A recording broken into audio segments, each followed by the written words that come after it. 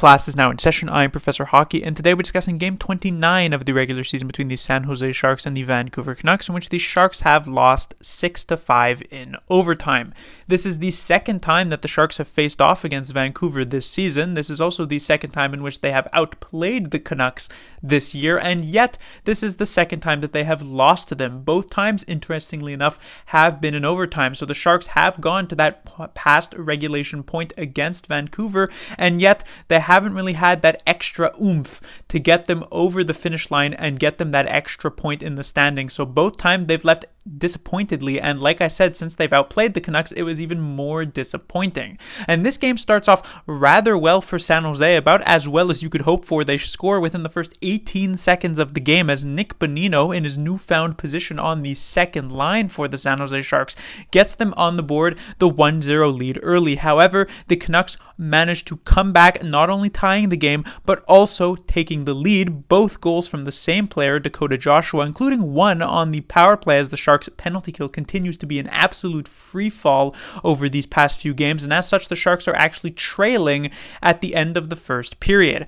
In the second period, the lead is expanded to 3-1 by Höglander, but the Sharks at that point are able to find one goal. They get it on the power play from Timo Meier to make it 3-2. At that point, it appears the Canucks had actually made it 4-2 with another Dakota Joshua goal. Would have been a hat-trick goal for himself, but luckily for San Jose, they're able to review that on the goaltender interference. It is relatively clear-cut goaltender interference in my eyes, and so the game remains 3-2, and the Sharks are able to jump at that opportunity to make it 3-3 with a shorthanded goal from Logan Couture. However, just like in the first period where they gave up that late goal to Dakota Joshua, they gave up yet another late goal in the last 30 or so seconds of this period, this one to Ilya Mikheyev, and the Canucks yet again have a lead going into the intermission. But in the third period, the Sharks had been playing well enough that you didn't necessarily lose hope in them just yet, and it is Gadjevich who scores his first goal of the season, interestingly enough, against his brother-in-law in nets for the Vancouver Canucks. That was a pretty strange fact to realize,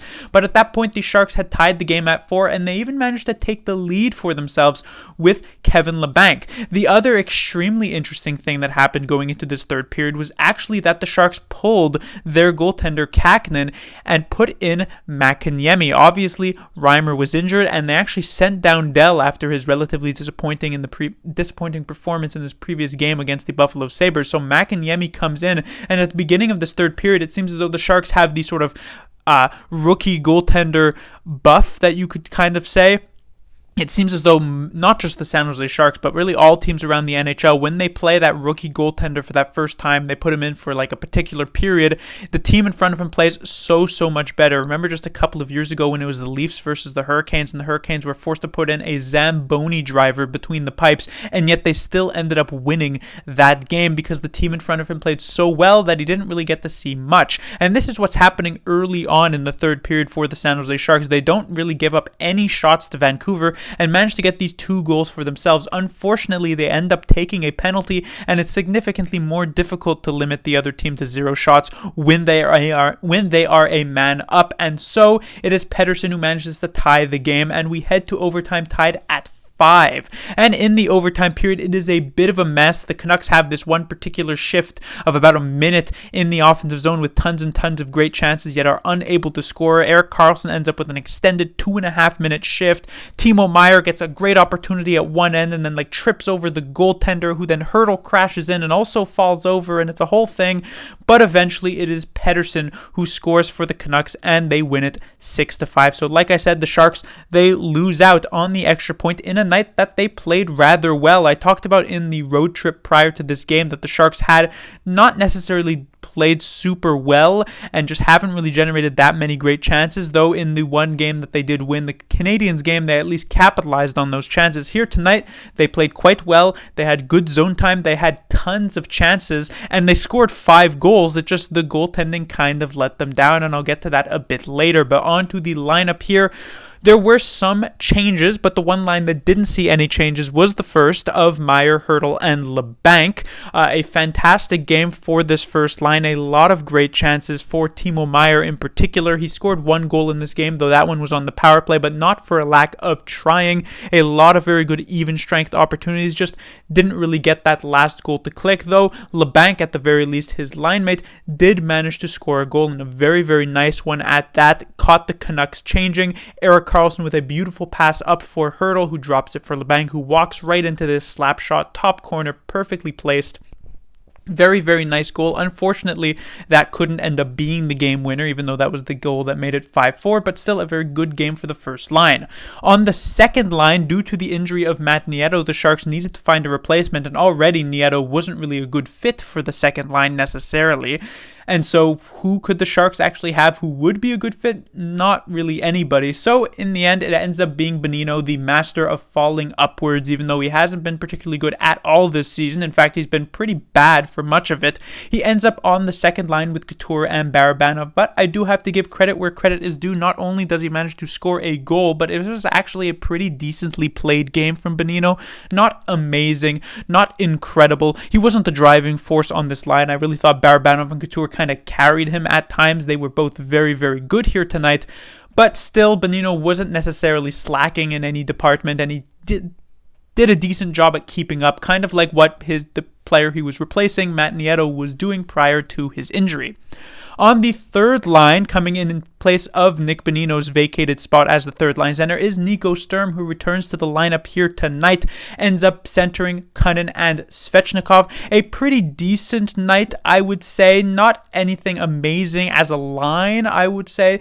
When these three players were on the ice together, not much was necessarily happening. Svechnikov in particular, I didn't think necessarily looked all that great, but I thought Kunin definitely seemed very, very involved with the play. It was some pretty interesting lineup choices from David Quinn at times through this game. I felt as though that there were a lot of different shiftings going on with the first line. So Meier and Hertl usually remained together, but it was LeBanc kind of getting swapped off a bit. We saw times Kunin take some shifts with Meier and Hertl. We even saw times where Gadjevich, I believe, even got like a shift or two with those two players. So there was some lineup juggling. I'm not entirely sure why, considering the Sharks were doing very well offensively in this particular game, but still, I thought Kunin looked quite nice offensively. When it comes to the fourth line, Lorentz ends up coming out of the lineup, I believe, due to illness, not necessarily a healthy scratch. And so coming up from the minors, was it Thomas Bordeleau with 16 points, including 11 goals thus far with the San Jose Barracuda? Was it William Eklund, the Sharks' potentially top prospect? No, it was CJ Seuss from the Barracuda, and as expected, he does basically nothing here in his fourth line center role besides take a penalty. And so while his line mate Gadjevich does end up contributing on the score sheet with a goal, this wasn't necessarily a goal generated from the extreme hard work of this fourth line, fantastic forechecking. This is more so just that Gadjevich walks in, takes a shot from kind of far out, and manages to score anyway. So still nice to see that happen, but not anything indicative of how the fourth line played. Otherwise, there really wasn't much going on. Seuss was pretty bad in his first game, or pretty invisible, I would say, in his first game. Lindblom was pretty invisible in his first game, or not his first game, but it was pretty invisible once again here tonight. And while Gadjevich I thought was decent, it wasn't anything amazing, and so the fourth line was just sort of there once more. On to the defensive pairings. One player who I want to talk about on the first pairing is not actually Karlsson, but Megna. I felt as though when Megna was originally paired with Karlsson all those weeks ago, he started off very, very sort of conservative in that way. He was playing very, very sort of as the last man back to allow Erik Karlsson to play more aggressive offensively, and you rarely saw Megna make any sort of offensive type of play. But as of late, it has felt as though Megna has really been stepping up in the play much, much more. In particular here tonight, Megna was playing extremely aggressive on the offensive side of things, and I'm honestly not sure if that's actually a good thing or a bad thing. Usually you do indeed want your defenseman to be jumping up in the play. It's very important to try and have that guy keep the play alive, join in on the rush if possible, because that's just how, modern defense is played at this point in 2022 in the NHL. But there is the exception of the fact that he is playing with Erik Karlsson, who is known to be an extremely sort of roaming, heavy type of defenseman, like Brent Burns was when he was with San Jose for many, many years. And so to not have that kind of last line of defense back there, that has at times burned the Sharks, and it did indeed burn the Sharks in this particular game. I believe on the Canucks' third goal, there wasn't really that last line of defense, as both Megna and Karlsson were both kind of aggressively moving forward here on this particular play, and so nobody was there to defend on the in the end, and that was what led to that Hoglander goal. So it's definitely something that you kind of want to encourage, but also maybe pull in the reins a bit. On the second pairing, we had, of course, the usual Vlasic and Benning, and this was probably the worst pairing for the San Jose Sharks here tonight. Benning has been really strange thus far this season. At the start of the year, he was making many mistakes and kind of started down here. Then as time went on, he got better and better and actually ended up being a pretty decent shutdown defenseman for the San Jose Sharks.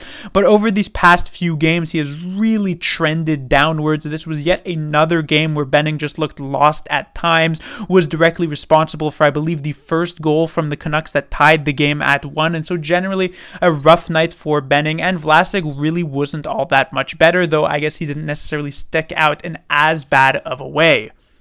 And then finally, on the third defensive pairing, I do want to talk about Scott Harrington. Comes in place of Cicek. Obviously, Ferraro still injured. Knyzhov still injured very long term here.